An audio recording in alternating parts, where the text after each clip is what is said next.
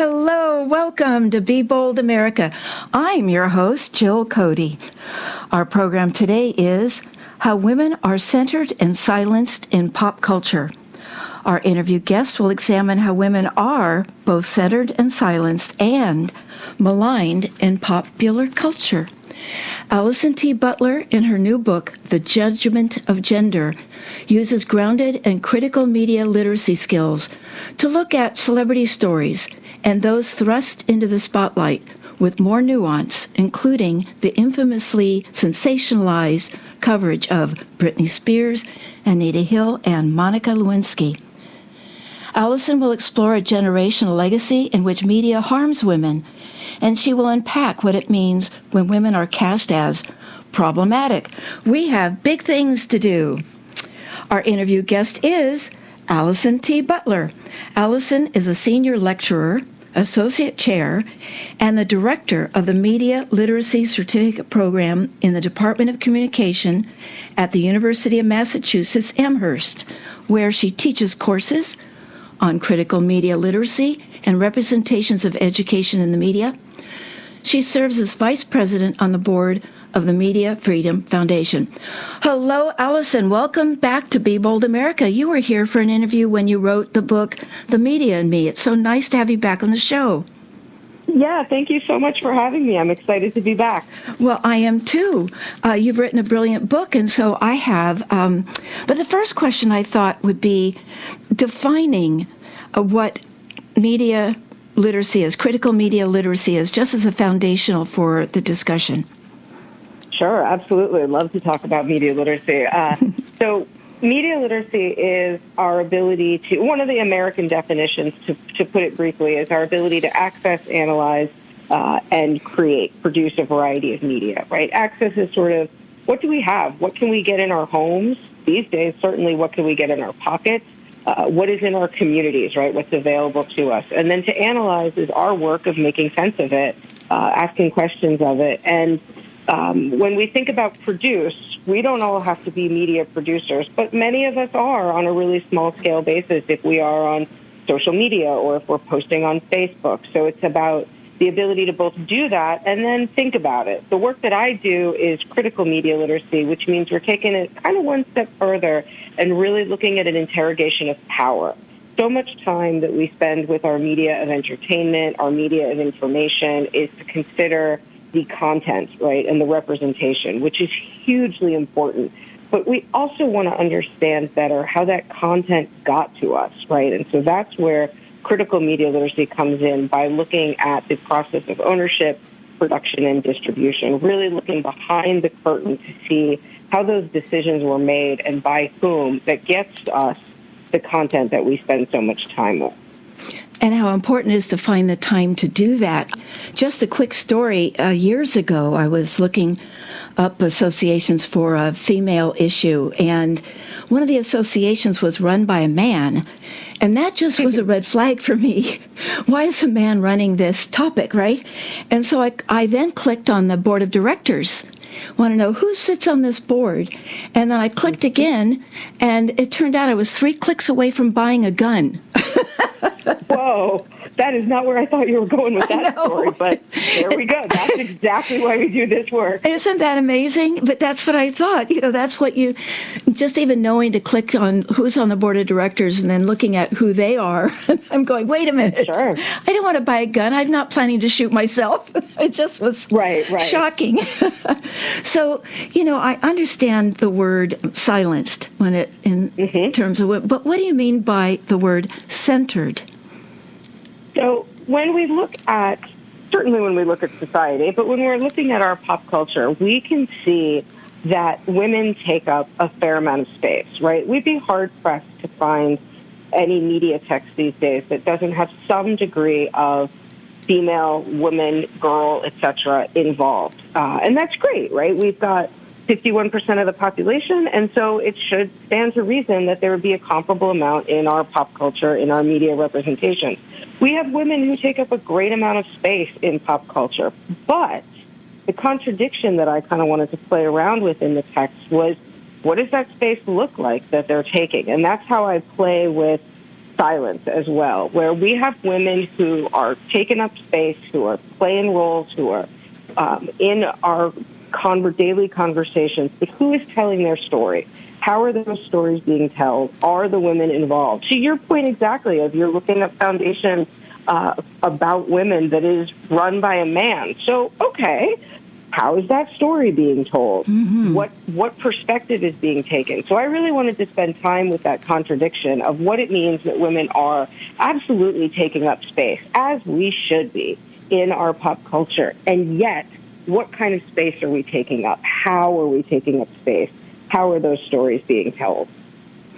Well, there was a sentence that struck me when I was reading the book, and if you can expand on it, you say that women who self-silence, for example, engage in a form of self-strangulation, thereby inadvertently increasing patriarchy,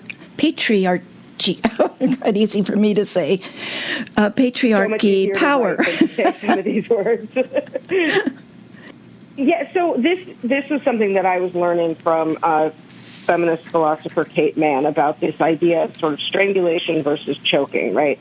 And we can think of choking as internal. We've probably all kind of got something stuck in our throats, right? It's not an external force. It's something that might happen by accident, poor timing, etc.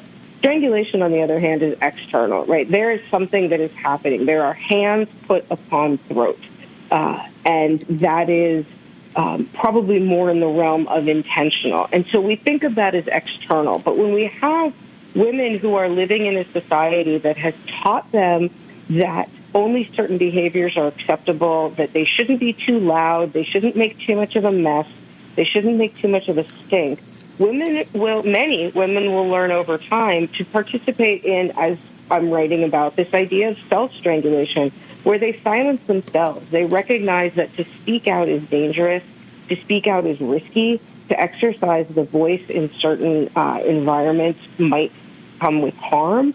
And so self-silencing, self-shutting down might be a security measure. It might be a safety mechanism.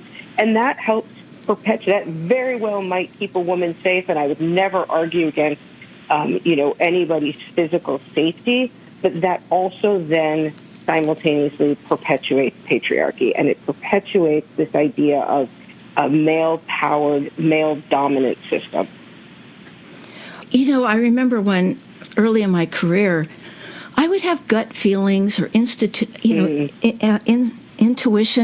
feelings, and wow, you couldn't say that at all. I was really the first woman senior manager in a city in the Bay Area, and if I said anything like that, I was really suppressed. But we don't talk about feelings. We don't talk about intuition. What do you mean? Mm-hmm. Yeah. So I did start self-censoring. Is that self-censoring like self-strangulation? Yeah, absolutely. Okay. It's the idea that especially when we're talking about women and talking about intuition or gut feelings or, any other kind of cliche we might want to use. I feel this in my heart. I feel this in my bones. The word there is feel, and that's too emotional, which means that doesn't take place. Like, that doesn't belong in the workplace. That doesn't belong in business. Executives don't have feelings, right? And so women have been told since time began to kind of keep those. That is both the cause of women's problems and the only way that we can understand women's problems is they must be emotional, right? Women are overly emotional. Mm-hmm. That's a problem. Or if women do have some problem, especially medical and health problems, then it's you're being too emotional, or this is just about your emotions. We see women who go to the doctor complaining of discomfort, cardiac discomfort, and they're told that, would you like a prescription for antidepressants? Could you check maybe for a heart attack, right? So everything gets kind of put down to emotion, and emotion is both the sort of problem and the blame. The word I heard during my career was the word hysterical when it came to women. Oh, yes. And I find it really unusual because, or I don't know if unusual is the right word, but it's, when I listen to right-wing media, it sounds like hysterical people. And they're all men. Most of them are men. Oh, exactly, right? Absolutely. When we're looking at some of these like talking heads and these pundits, they're screaming. This is some of the problems that I have. I mean, one of the many problems I have with right-wing media is why do you all have to be yelling at each other so much? That's right. They sound hysterical. Goodness knows, if a woman did that, she would be absolutely instantaneously called hysterical, and depending on our time in history, would be locked away for it. So you also wrote, until feminism can embrace a level of complexity beyond the market, patriarchy wins. What does that, spend on that too? So, one of the downsides of capital letter feminism or feminist movements is that they do have to be for the public reception, kind of in these neat and tidy compartments, right? Even in our own history of feminism in the United States, this is something I kind of play around with the wording of in the book of like, we've had waves of feminism, but that somewhat implies that these are discrete time periods. And what I really wanted to play around with that metaphor of wave was that it is like an ocean, right? It ebbs and flows. Our tides rise and fall. Our waves come in and out, but they don't ever stop. There's no pause button on the ocean, right? So there really hasn't actually been a pause button on feminism. But over time, we've seen feminist movements that maybe focus on a particular thing, women's labor rights, voting rights, certainly bodily autonomy, reproductive rights, the right to, own your own car, certainly the right to get your own credit card, which then gives you the right to be in debt as well. And this is all well and good, and there's no doubt that helps a lot of us learn and move forward. But we often take those stories that fit in a tidy narrative for our media consumption and for our pop culture narrative, and forget all the other parts that are involved with it, right? So when we look at what might be our most well-known feminist movement in the United States, the second wave feminist movement of the 1960s and 1970s, focusing on the nearly passed Equal Rights Amendment, focusing on Roe, and on women's sexual freedom as well. So much of that was the narrative, the presentation, the representation that we saw was of middle-class, white, married, heterosexual women. That was safe, right? There was a safety in that story. What largely got forgotten or left out of that story was women of color, queer women, undereducated women, women who might not be middle class, disabled women, etc. And the story of feminism is much more complex and much more complicated than our media narratives allow. But that does mean that we get to forget to some extent about those other bodies. And so my hope is that as we move forward with feminism, we might have a particular area that we are working on. Maybe we are focusing on women's health care, right? Or we're focusing on labor, or we're focusing on education. Maybe we're focusing on access and accessibility issues. Let's not forget that all of that intersects with other women's bodies that might not be the forefront of the narrative. And so what I'm hoping for is that we can tell a more complicated story, that we don't rely on simple narratives, that we make those narratives more multidimensional, and that even if we're not focusing on all of those parts, that we acknowledge that those parts matter and that those parts contribute to all of our well-being, to all of our betterment, to the equity of every single one of us, in this nation, on this planet. That would be my hope. When we look past the second wave feminism and we move more into like the 1980s and the 1990s, we're really looking at a feminism that is co-opted by capitalism, right? It's a feminism that you can purchase. You can purchase it through types of clothing, you can purchase it through lifestyle, etc. And so market feminism tells a very narrow story about what we can buy. And I'd like to get away from that. I'd like to start thinking again more about how we are all complicated human beings, and let's try and think about how we can tell a complicated story. Well, I sure support that, and I can't believe it, but our first segment is over. You are listening to Be Bold America on KSQD 89.5, 89.7, and 90.7 FM. Many voices, one station. Our topic today is how women are centered and silenced in pop culture. And we're speaking with Allison T. Butler, who is Senior Lecturer, Associate Chair, and the Director of the Media Literacy Certificate Program in the Department of Communication at the University of Massachusetts Amherst. I'm your host, Jill Cody. Hey, Tom Hartman here. You know how I always say democracy is not a spectator sport? Well, Jill Cody knows the rules of the game, and she delivers it to you straight on Be Bold America, Friday at 5 p.m. right here on KSQD. Jill brings in the best political thinkers of our time who will show you what to keep doing, stop doing, and start doing to support democracy in our world.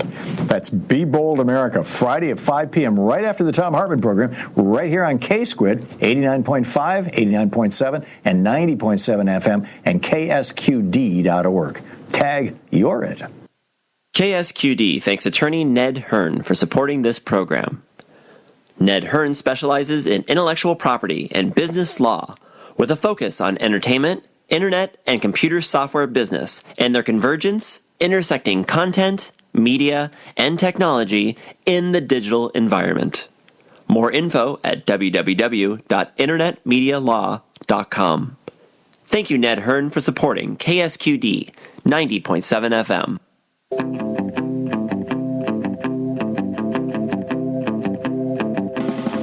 K-Squid goes mobile. With your new KSQD app, you can take the squid everywhere. Connect with your favorite host. Learn about new music. Text a request or comment. Browse our podcasts. Record a message. Listen uninterrupted while browsing. Get our iOS or Android-friendly app in your app store or at ksqd.org.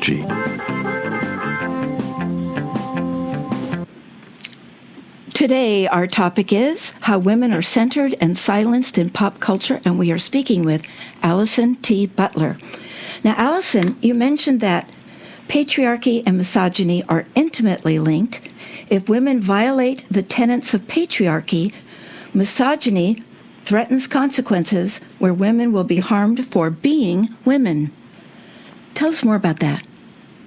Yeah, so if we think of patriarchy as a sort of male-dominated social and economic structure, particularly when we're talking about capitalism, and we think of misogyny as kind of the hatred of women, when women violate whatever is expected of them within that patriarchal system, it is okay within that system. Of course, it's not okay, but it is okay within that system to harm women. So there are particular harms that can be bestowed upon women for being women, right? And we can see this with the ways in which women do or do not have control over their own bodies. When we think about, in decades past, there was no women had no control over contraception.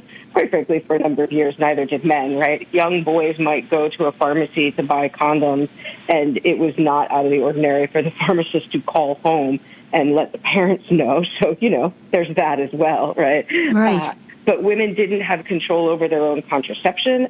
They didn't have bodily autonomy, and I shouldn't be using that in the past tense. Certainly, we had several years within Roe v. Wade where women had greater control, but not 100% autonomy. Half a century. It was half a century. Exactly.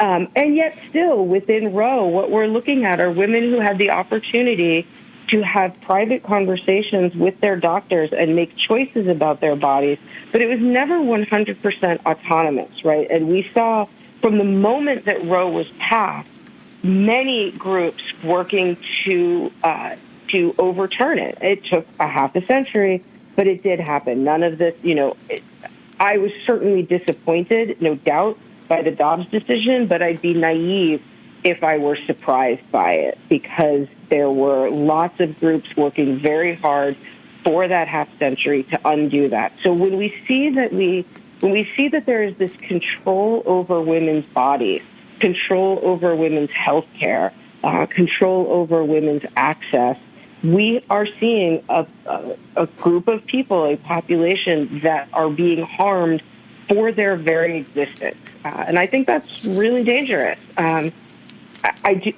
fully understand and respect that there are people who think that abortion is wrong, but when we have a decision like Dobbs, what the next logical sentence from that is that women then deserve to have fewer rights than men.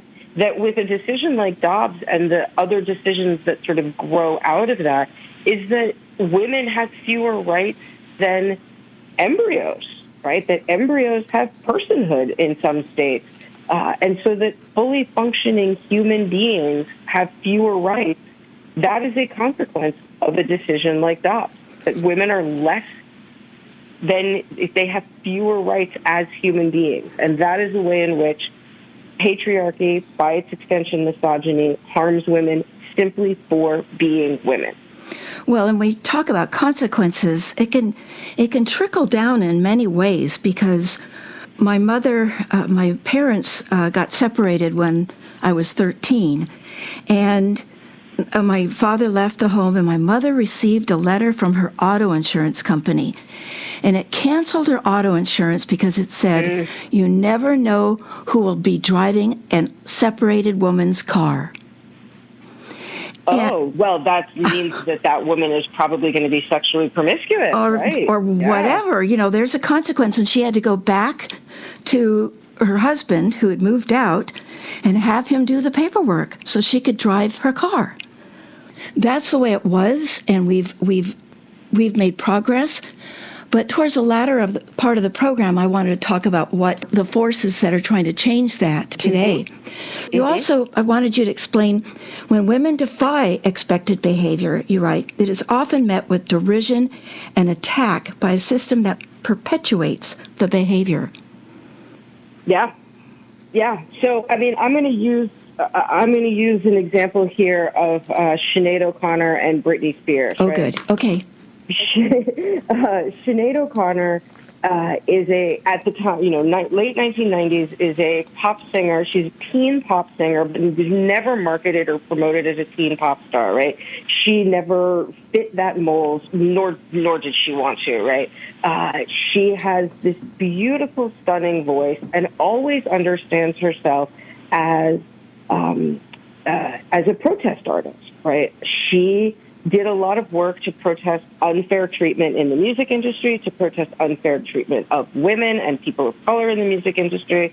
And then what she does, that is a pretty big deal at the time, is she goes on Saturday Night Live. She had resisted. She had rejected Saturday Night Live once before. She was asked to be the musical guest when Andrew Dice Clay, a comedian who is kind of one of these, like, I don't know exactly what you call them, like a shock comedian, kind of a bodily humor comedian. Loved making fun of women, for sure, right? Loved attacking women as part of his comedy. And he was scheduled to be the host. She was asked to be the musical guest, and she said no, because she wouldn't go on the show with him, right? So they asked her again at a different time. She goes on the show, and in a very planned, this is not spontaneous, she ripped up a picture of the Pope. And it was shocking, and she got a significant pushback, both words and threats.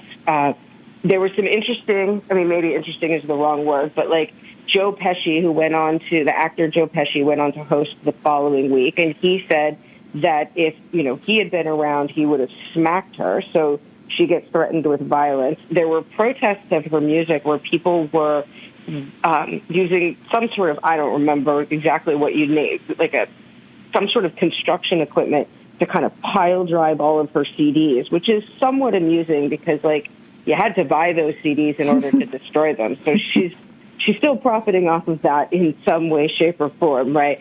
And her plan, her reason for doing this was to bring attention to the sexual abuse and the abuse of children in the Catholic Church. And she was mocked relentlessly. She was called crazy. She was called, to our earlier conversation, hysterical. Never really upended her career. Her platform shifted, but she went on to make many, many more albums. And a couple of things result from this. Decades later, the Boston Globe runs its Spotlight series, writes over 200 articles on the abuse in the Catholic Church and the ways in which it was brushed aside, that the abusers were kind of pushed off to different churches. And then we see this example, right? We have one single woman who says, this is a terrible thing that is happening. It is institutional. It is systemic. She gets booed for many years. And decades later, we get multiple stories. She was right. She was right all along, but she was right alone. And another thing that Sinead O'Connor does is she does acknowledge that she had significant mental health struggles. So she brings a lot of public attention to what it means to struggle with your mental health and how you can work through that. Again, sort of using her platform to bring light to mental health issues. But she veered so off course as to what we expect of pop culture, right? She behaved inappropriately as to what we expect of a female pop star. And yet again, she was proven to be correct. And what the Catholic Church tried to say was these were isolated incidents. She had been saying for 20 years, no, they're not. This is systemic, right? So she behaved outside of the expected, outside of the norm, and was nearly destroyed for it. And then we understand that she was correct, right? Mm-hmm. And then we see this with Britney Spears, right? Britney Spears is a highly sexualized body as a teen pop star who fits into the mold of teen pop star. She's incredibly successful. She is making millions upon millions of dollars. She has wildly successful albums. She's a dancer, actor, singer. She's doing all of these things. And it started from a really young age, right? And goodness knows she had a problematic family. And then she has a rough couple of years, right? She gets married. She has 2 babies very quickly. I'm not a medical doctor, but from everything I've read, seems like she must have been suffering from postpartum depression. Her husband has basically abandoned her, yet she's still paying all of his bills. And yeah, she has a rough time with it. She kind of goes a little nutty, right? She behaves a little poorly. She shaves her head. She, bashes in a paparazzo's car. And what we see from that is that she gets put into a conservatorship, right? And the level of the conservatorship that she was in, you can read the language of it. It's basically designed for people who absolutely cannot care for themselves, people who cannot dress themselves, who cannot manage their day-to-day lives, people who cannot do anything independent. This is a woman who continued to put out albums. She continued to have worldwide tours, Las Vegas residencies, all while she is under the control of this conservatorship because she had a really rough time of it, right? I'm not saying Britney Spears is living her best life these days. I certainly don't know. Like the rest of us, I only have kind of a parasocial relationship with her via her social media pages. But what does it mean that we took a woman, a young woman, who had a really difficult time and said, well, let's just hide her away, right? Which is what we have done to women for generations. Right. So when women step out of line, we treat them terribly. You are listening to Be Bold America on KSQD 89.5, 89.7, and 90.7 FM. Many voices, one station. If you're just joining us, our topic today is how women are centered and silenced in pop culture. And we're speaking with Allison T. Butler, author of The Judgment of Gender. Now, Allison, I have something special for you. Louise Hartman has been writing political lyrics for our times and putting them to music. I found one that fits our topic. It's called The Billionaire Plot to Put Women Back in Chains. And I'd like to get your take on the other side. We'll hear 2 promos first and then the song.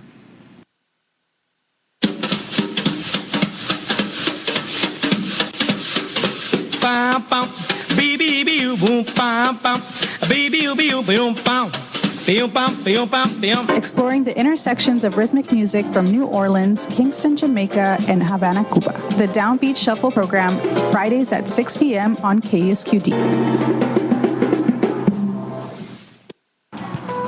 Hey, Hey, Squeeties, it's me, Jennifer, from the Zombie Jamboree, and you're listening to KSQD 90.7 FM and KSQD.org. Join us every week at 8 p.m. for your Friday night mixtape, the cornucopia of specially selected songs for your listening pleasure known as the Zombie Jamboree.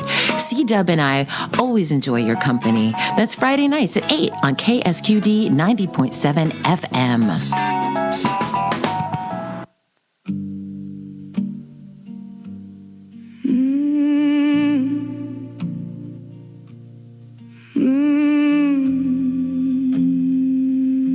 They wrote it down in polished rooms with fountain pens and billion-dollar fumes. Said a woman's place is silence and pain. Tie her future up in holy chains. They fear her voice, they fear her name, fear the fire they could never tame. So they dress control up as family and call oppression destiny. Oh, they wanna put women back in chains, back behind the curtains, back beneath the blame.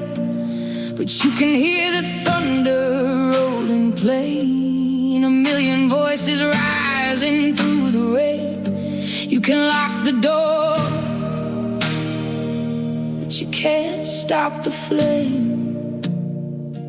No, you can't put women back in chains. They wanna take the vote right from her hand, turn love and freedom into contraband. Call it order, call it God's decree, but it's the oldest kind of tyranny.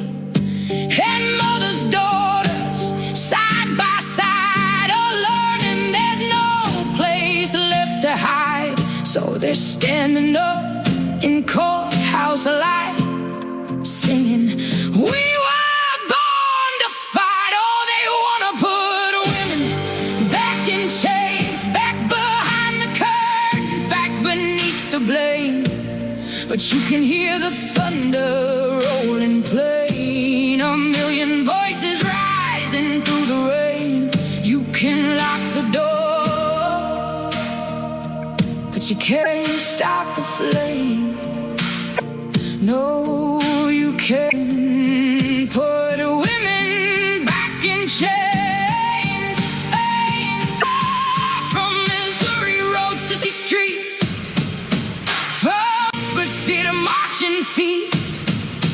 Every girl they tried to break is every spark they could not take. Oh, they wanna put women back in chains, but the whole damn world is calling out their names. And every time they tighten up the reins, another generation breaks away. You can steal the rights, but you can't erase the fire in a woman, unafraid.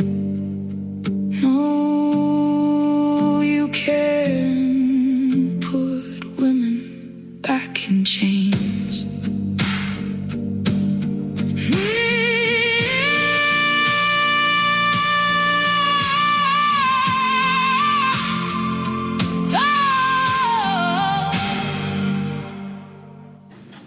We're speaking with Allison T. Butler, author of The Judgment of Gender.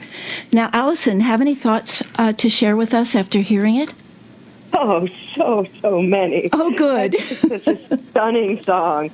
That is a song that I would love to share with people, but also would love to have on in my car when I'm by myself. Well, I can send you the audio. Louise doesn't mind. People can use her work, so I can send you the audio.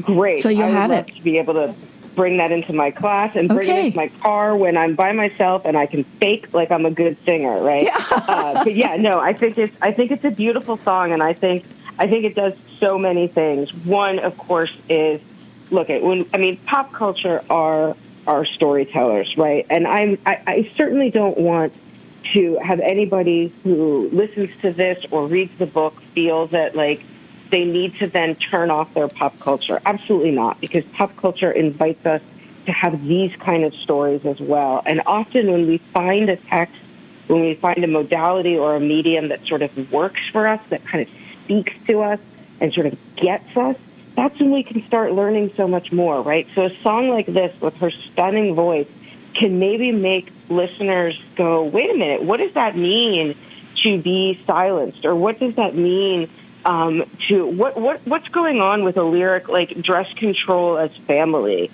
What can I learn more about hearing thunder rolling plane and that we can't put women back in chains? Like, it can invite us to do some of our own research and to do our own work to kind of learn a little bit more about what might be going on, right? I just think that's one of the most valuable things about our pop culture, is that it can often invite us to understand the world in which we live differently and maybe to find ourselves a little bit. And I just think that song, the lyrics of that are just so powerful for, I can see so many little research projects coming off of each line of that song, learning where it might come from or what it might mean. And that can just be so helpful for all of us, right? But certainly maybe folks new to understanding feminism or folks new to kind of questioning what's happening in our world today, what's happening in 2026. Yeah, I think it's great. Oh, when I heard it, it gave me goosebumps. Sure, absolutely. Yeah, and I wanted to share it with you. And I do eventually want to expand our discussion from pop culture to the broader American culture, but I wanted you to talk a little bit more about what does it mean when women are cast as problematic? Well, I mean, I think, I'll use her lyrics, right? It is the oldest kind of tyranny. If you want to create, construct, and make patriarchy dominant, then you have to cast women as problematic. You have to cast them as dangerous. You have to cast them as in need of control. It is the oldest kind of tyranny. If you want to destroy a society, start with its women. If you want to restructure a society, so that one of the early lines in the song when she talks about fountain pens, right? When we're talking about constructing a society, I mean, I saw that line. I heard that line as thinking of the sort of founding fathers. Here's an example of this, right? When we look at the colonizing history of this land, of North America, of what ultimately became the United States, and we see the indigenous populations that were living here well before the colonizers. And I do want to acknowledge that I fully understand and respect that the indigenous populations that were on this land were multidimensional, were not homogenous. So I apologize for being kind of generic by saying indigenous cultures. I know that there were so many differences between them, but for the purposes of this tale, I want to try and make sure that I can simplify it a little bit. When the colonizers arrived, and we can understand this through the notes that they left, they looked around and saw that many of these indigenous populations treated their women as equals, right? Revered women as the creators and the bearers of life. And so if you don't want that, if you want to be in control, then the easiest thing to do, the most logical thing to do, is to destroy the women. And to take them down and put them into a form of control, as she says in her lyrics, dress control as family, right? And so we see really very carefully planned ways over generations to harm indigenous women. We can see it through the Native American the residential schools. We can see it through the Great Scoop of the 1960s, where children were kidnapped from indigenous families because their families were considered wrong and not appropriate. The children, generally speaking, didn't know that they had been stolen, and their birth families had no idea where their children were taken to. So the families had ages before they were potentially, if at all, able to reunite. And we certainly see it in the 1960s and 1970s into the 1980s of the forced sterilization of indigenous women who would go to a health clinic for one reason or another, maybe having something to do with, a gynecological issue, but maybe not at all, and would be sterilized against their will, often against their knowledge, to destroy a population, you start with the women. And the way that you think about women in that case is that they are problematic.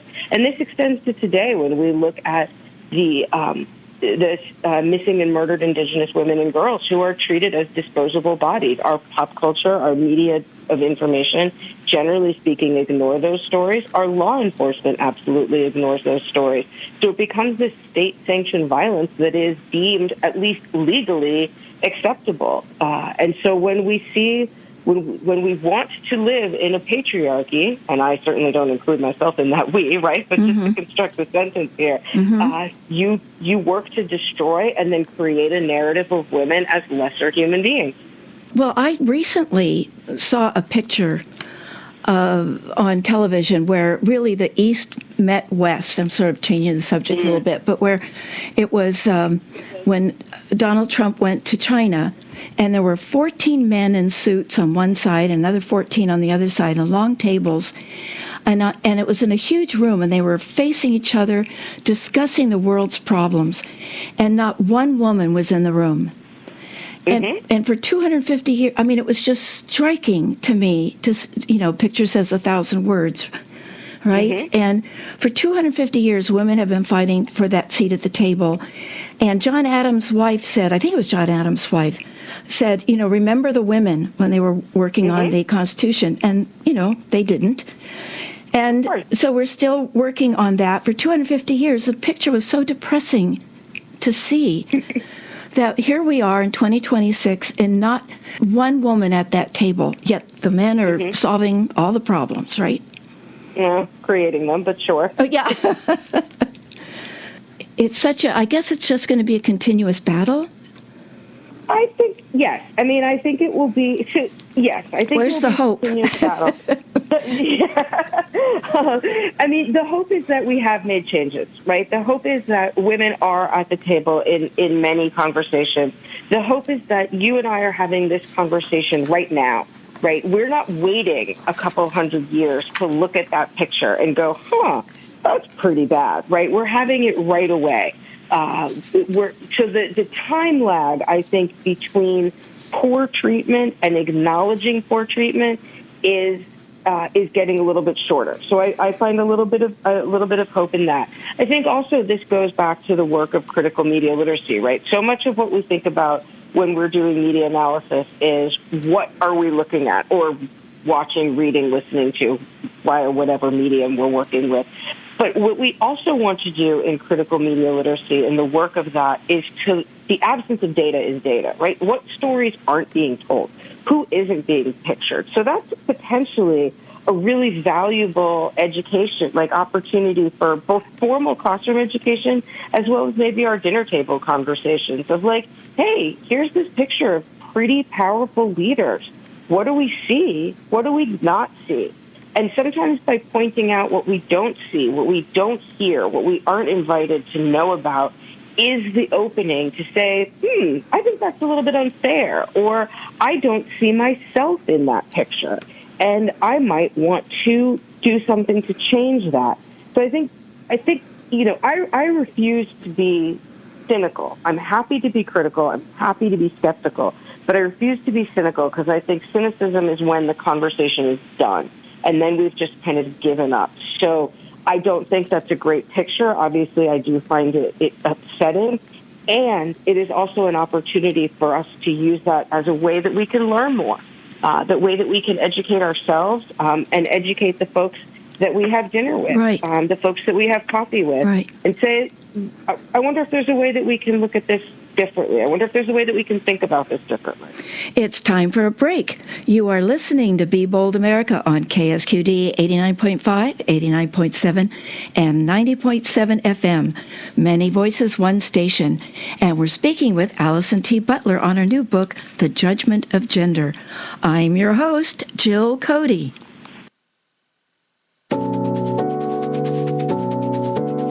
The Lonely and the Damned happens here on KSQD every Friday at midnight. Join your hostess with the mostess, Ingrid, on an escapade through maddening delights. From monologue to stories, poetry and prose, along with music to certainly titillate your senses and make you think about things you might not want to. That's The Lonely and the Damned, Fridays at midnight, right here on KSQD, Santa Cruz. In the Garden is KSQD's weekly garden show hosted by Joe Truscott and Stephen E. Pop. Every Saturday, we present knowledgeable guests talking about growing plants, safe gardening practices, and local garden events. So join us every Saturday morning from 9 to 10 a.m. for KSQD's In the Garden.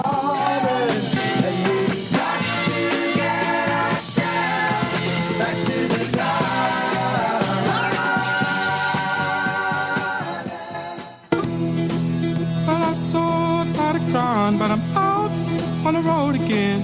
I'm on the road again. Whether you're on the road or at home, you'll never be without your squid. With the KSQD app, you can take the squid everywhere. Connect with your favorite host. Learn about new music. Text a request or comment. Browse our podcasts. Record a message and listen uninterrupted while you browse. Download the KSQD mobile app for iOS or Android at ksqd.org or in your app store.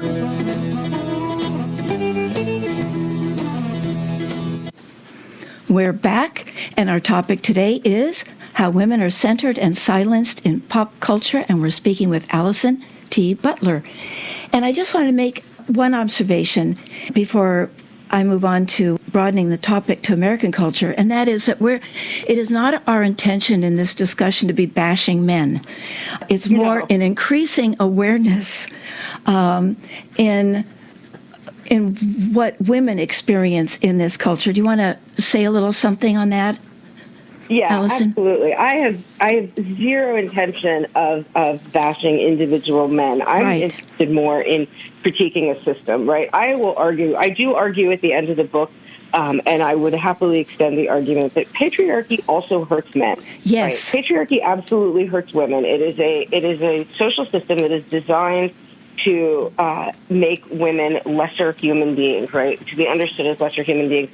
But it's a pretty narrow compartment for men and boys as well. If our boys and our men do not fit into the patriarchal model of kind of, bravado, muscular, sort of cavalier, kind of locker room type macho, vibe, yeah, then they don't fit patriarchy either. Mm-hmm. A boy or a man who doesn't want to live that life, who wants to live a slightly different life, who isn't interested in that bravado, that machismo, he doesn't fit into patriarchy either. He could probably get away with it maybe for a little bit longer, but patriarchy harms men and boys as well. So this is absolutely not in any way, shape, or form male bashing, right? It is system critique. Well, and also, men want to be able to plan their families too. It's not just women and whether they have a choice or agency about their body. It's something men are interested in too, in when to start a family, what they can afford, so on and so forth. Moving to expanding from pop culture to a more broad American culture, just take a couple minutes before we do Keep Stop Starts, is that the Heritage Foundation, which brought us Project 2025, and there is a tracking website if people are interested to know how much has been accomplished. And Donald Trump accomplished 50% of Project 2025 in his first year. And that same organization, the Heritage Foundation, has published now what they call Saving America by Saving the Family, a foundation for the next 250 years. It's a detailed plan that is mostly about how America can spend the next 2.5 centuries undoing the progress women have made. And it's not hyperbole. It's a plan. They wrote it down. It's published. And their goal is basically to use the full force of the state to impose a national patriarchy. Go ahead. You want to make comment on that? I mean, boy, do I. Yeah. How did I know? here's what I'd start with. If you're going to need 250 years, I understand the poetry of it, right? Yes. That it's, we are now at 250. But hey, they wrote it down, so I get to critique it, right? I get to comment on it. If you're going to take 250 years to, quote unquote, restore, then that just shows how much they know that this is a long fight, right? And that this isn't, women are not going to capitulate. Men and women are not going to capitulate right quick with this one, right? That they do have to play the long game. But here's what they've also done, is they've told us the blueprint. They've given us the blueprint for the long game. I think some of our extreme right-wing politics have now become so normalized and become so much a part of the daily conversation that there's no reason to hide it anymore, right? Saying the quiet parts out loud is what is happening. I think a lot of that is truly horrible, but it's also something that means that we know the tools a little bit faster. We know the weaponry, and so therefore we can push back that much faster, and we can push back that much stronger. Well, the Heritage... They think that they need to take 250 years. That shows how much... that shows how far we've come, how far we have yet to go, but that this is, they don't think this is happening overnight either. They play the long game. With Dobbs, it was half a century. Absolutely. And one thing the Heritage Foundation is they hired a new person titled American Citizenship Chair, Scott Yenor, and he calls their efforts heroic feminine, of motherhood and wifeliness. And based on your research, what response do you have regarding a woman only being valued as a mother or a wife? And grandmothers, I've heard them also say, they're only useless to watch the grandchildren. Sure, yeah. Heroic feminine is what it's called. I think we can do a lot with language, right? I think we can use language really euphemistically to sort of make ugly things sound pretty. And maybe also to make pretty things sound ugly, right? But I would also caution that we can't be surprised by this, and we can't think that this is brand new, right? I mean, the most obvious example, of course, was that Margaret Atwood taught us about this in 1985 with The Handmaid's Tale, which is where, women were boxed up into little compartments, and they had one single particular role. And Margaret Atwood's defense of that text was she didn't make it up. She was drawing from news sources. She was drawing from current events. She was drawing from things that were happening around the world. And maybe one lesson that we've learned is that we have to think very carefully about language that is being used, right? We have to think carefully about what restoring America or what family or sovereignty mean in this environment. And that's the work of critical media literacy, is to dig beneath it, kind of, as I said at the very beginning of this, to look behind the curtain. And I do think you're right. I think that they absolutely play the long game. You look at chipping away teeny tiny little bits and pieces of human rights so that they seem shocking at first, but then we acclimatize, we calibrate to them, and they become normalized. And I think our job right now is to say, this isn't going to become normalized. I'm not going to acclimate to this. I'm going to be pushing back. Hopefully we've been pushing back, but I'm going to keep pushing back and not let this language or these actions or these, right now, executive orders, but ultimately the desire for law to become normal. We're going to have to keep them uncomfortable. Well, my husband and I often talk about how the right seems to talk in bumper sticker language, death panels. And here's another one, heroic feminine.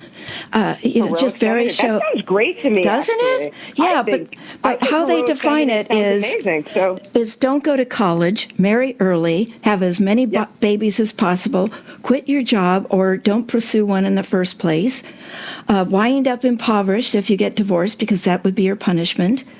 Contraception should be illegal. I mean, there's on and on and on.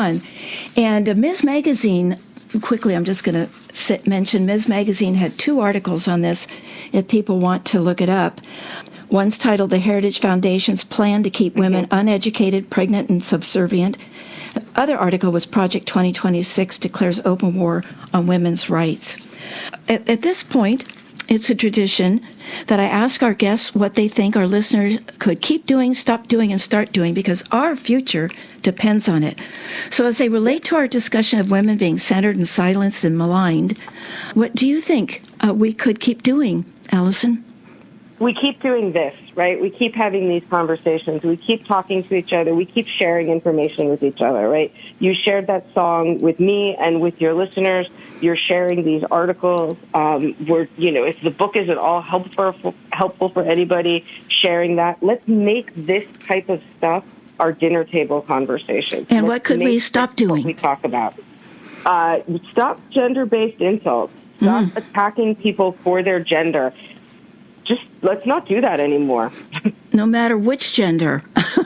Yeah, just the feminine. That's what I'm saying. Yeah, but the men too. Stop gender-based insults. Yeah. And finally, what do you think we should start doing? I think we need to start looking closely at language. We need to start looking closely at things like heroic feminine.